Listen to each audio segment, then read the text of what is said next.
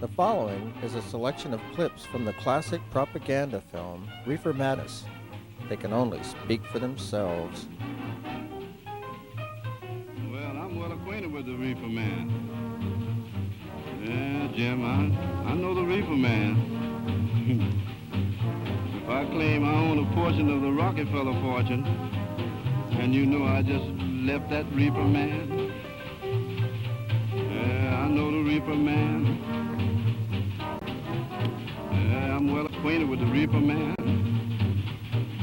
So if I claim I have $1 billion and I want to trade it to you for $1 million, I just left that Reefer Man. How well I know the Reefer Man. Oh, I'm so well acquainted with the Reefer Man. So if you hear me sniffing, giggle, start to squirm and wiggle. What do you want? Oh, that little Reefer Man. Bring me some reefers.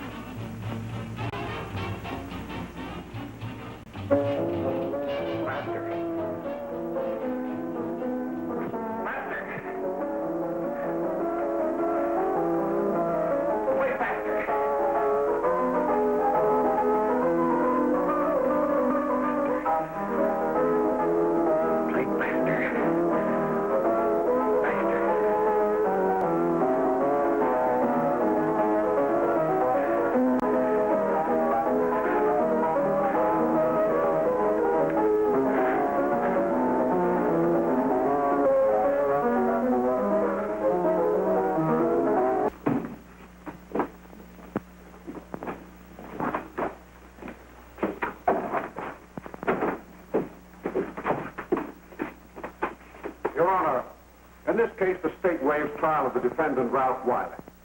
It is convinced that he is hopelessly and incurably insane, a condition caused by the drug marijuana to which he was addicted. It is recommended, Your Honor, that the defendant be placed in an institution for the criminally insane for the rest of his natural life.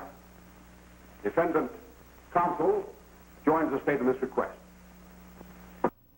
And marijuana, I keep talking about marijuana as medicine because my plan is that they have told us this is a dangerous drug for all these years, but they never really explain where this danger is. What is this danger?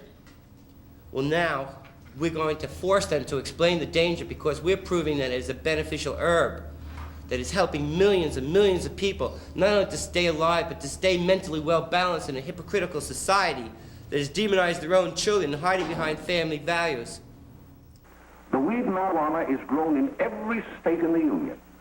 Recently, in the city of Brooklyn, New York, a field of marijuana was found behind a tenement court. The weed was here being cultivated, regularly stripped and dried and sold in schools and at government army posts in and around New York. The dried leaves and berries are ground up and made into cigarettes by a simple hand machine. The deadly narcotic is thus quickly and easily prepared for its market. The sale of marijuana is even more difficult to detect and halt than the traffic in drugs such as opium, morphine, and heroin. More vicious, more deadly, even than these soul-destroying drugs, is the menace of marijuana. No doubt many of you do not believe that these things do happen, but they cannot happen to you. You may also believe that the facts have been exaggerated.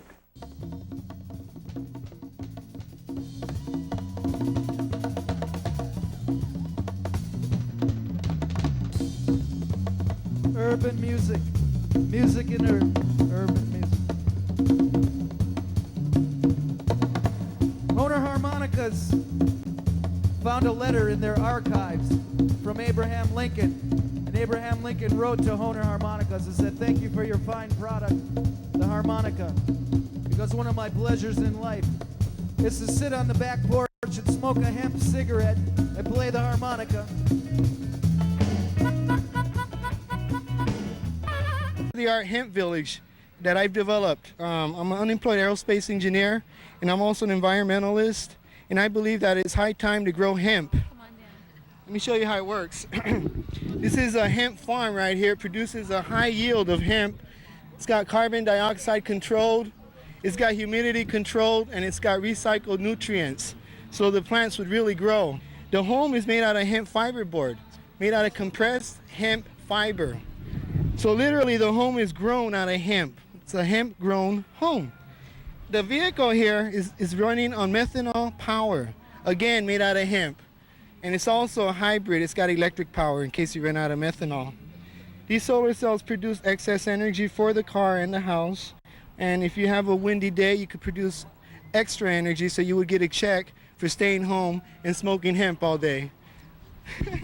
So we can look backward to this long cultivated plant for our future fiber needs because of significant new technological breakthroughs in two areas: construction and chemistry.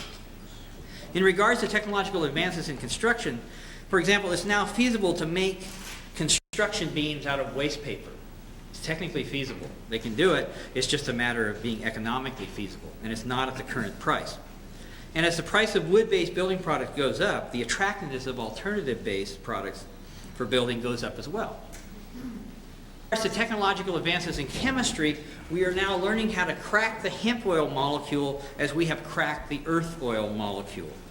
And anything that we now make from an unsustainable hydrocarbon can be made from a sustainable carbohydrate. The main problem is that we bred generations of petrochemists instead of carbochemists.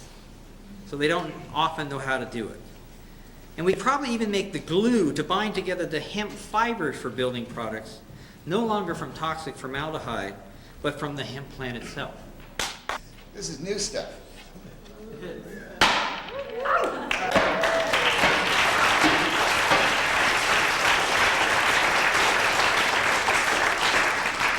This is made with hemp fiber. It was made at Washington State University. What I was going to say about composites.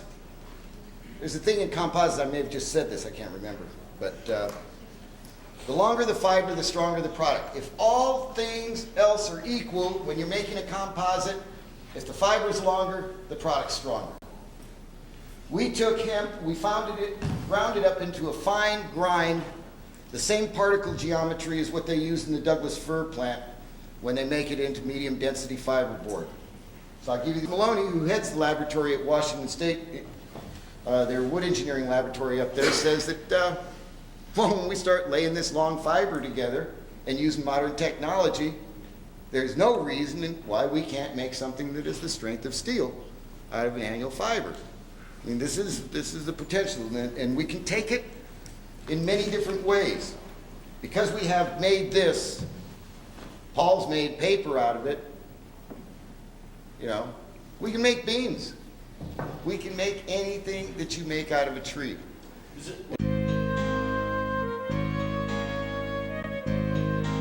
Hemp seed oil, great for salads and for your wok fries and for putting on your potatoes and your toast.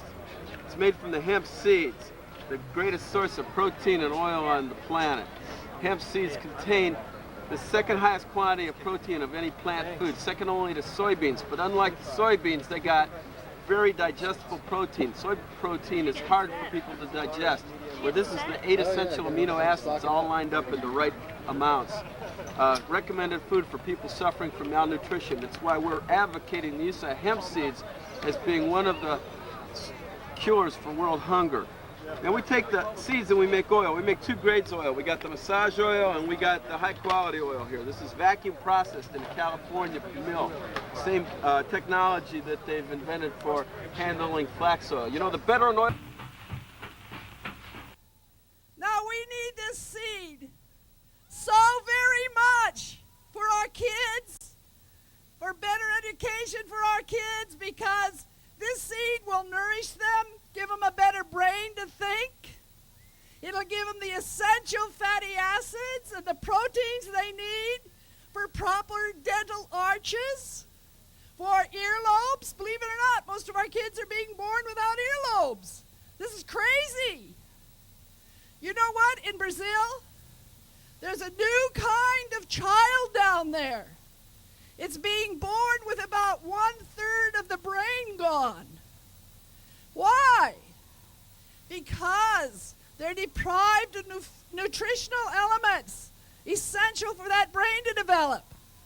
Now, come on. We could plant this world with a hemp. We could get the whole thing back into genetic stride here. We need this seed. We need to have a curriculum of hemp without question. You and I from competing with the corporations for fuel, fiber, paper, food, and medicine. All of the things that we need to survive.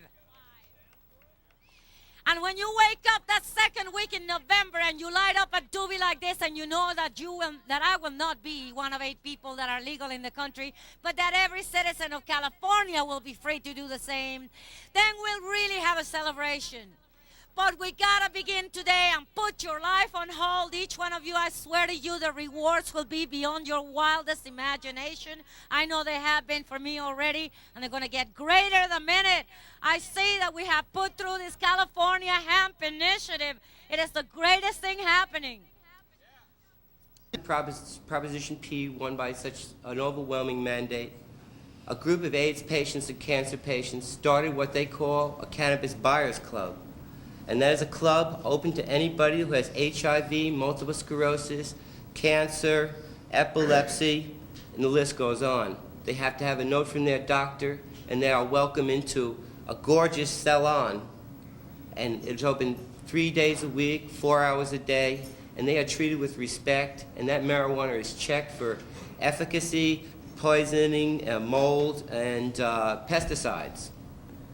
And that club has been operating now for 2 years and serves over 500 AIDS patients and cancer patients. We have doctors going to this club, tracking the patients as far as how it is helping these people. And in many ways, we have a scientific study going, an underground speakeasy for AIDS patients going in San Francisco. And there's millions of people who use it medically. There's millions of people who use it for other reasons also. But I'm here for first things first, which are the sick people. Leave the sick alone. Get your politics out of medicine. Get the cops off our backs and let us live. Now this can happen. This can happen because we've got people and we've got the truth. The truth can set us free. We can open up the jails with the truth, but we have to unite. One person can make a difference, but many, many thousands of people can make a big difference. And that's what we're all about here today, making a big difference by uniting with power from the people, for the people. We the people don't want war. We don't need war. We don't need war in our homes. There's no question about it. Tax loss, the destruction of our cities, the destruction of our people. This is one of the hardest issues for me and for you since the Vietnam War. It is a quagmire like Vietnam. There is no military solution in the long run to this madness. It's even worse than Vietnam in this sense because you can't pack up and withdraw. You can't go home. We are home. So I wish you well. Certainly in my campaign, I will speak with respect of the efforts that you're making. I will try to raise the issue of the morality, the double standards, the economic benefits, the total political and moral blindness of our political leadership, and challenge them to debate these issues. Thank you very much. May not be possible to do that legally, but we're giving them their chance. Anyway, I'm here because I think we should all be rich right now, and I'm fed up with the political process that deprives us of the opportunity to make $500 billion amongst ourselves. I hope a few of you have some use for that money, because what we're going to need to do with that money is to rebuild the infrastructure of this society, which has gone sour, which is in a decadence that was brought about by a political structure dominated by petrochemical and timber interests. That is a balance that has to be changed. And when I look around here today, I see these flags at half-mast. Well, personally, yeah, somebody raised one in the middle. That's because the flags are at half-mast because we've had 57 years of prohibition. And the one in the middle has been raised because enough is enough, and it's time to make a change. I'm co-author of the Hoover Resolution. So it's certainly not for lack of trying The 29-year-old Kaczynski is the founder of a group called Hemp Across America, and last April he sent non-inhaling President Bill Clinton a quarter pound of marijuana by mail. Kaczynski was hoping to be arrested for that act in order to challenge the constitutionality of laws prohibiting the use of marijuana, a natural herb which has medical uses in the treatment of afflictions ranging from glaucoma to AIDS, and the decriminalization of which has been recommended by such conservatives as William F. Buckley Jr. and former Secretary of State George Shultz. However, upon receiving Kaczynski's package of pot, the White House politely acknowledged receipt but declined to prosecute. So Kaczynski recently mailed off a half-pound of marijuana to Clinton, along with educational literature and a pair of hemp fiber jogging shorts, all neatly wrapped in a U.S. flag. He also taped himself doing all of this. First, I'm going to shove it into the jogging shorts. And I'm going to wrap it in the jogging shorts. Stuff it right down in here. Half a pound of marijuana seeds are going in there. This is the book, Hemp, Lifeline to the Future, an absolutely excellent book. Kaczynski held a press conference in front of the White House last Friday at which he handed guards a copy of that tape and demanded that they arrest him. However, the Clinton administration, headed by a man alleged to be the first rock and roll president, shows no inclination to rationalize the current drug law morass. That's the news for now. We'll be back with more later here on MTV. MTV News. You.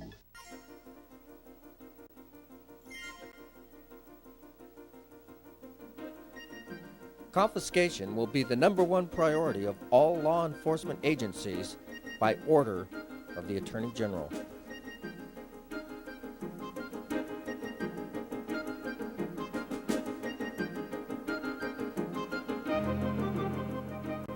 The confiscation of real properties without due process is increasing dramatically.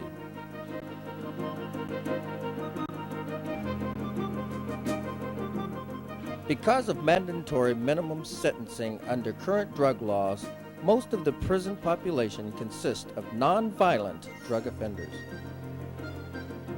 You got to teach yourselves. You guys, listen, you guys have to be warriors for your own freedom.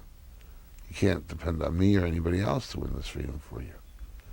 This freedom comes from our willingness to put our act on the line and teach people all the comprehensive information that we've learned about hemp as fun, as paper, as fiber, as fuel.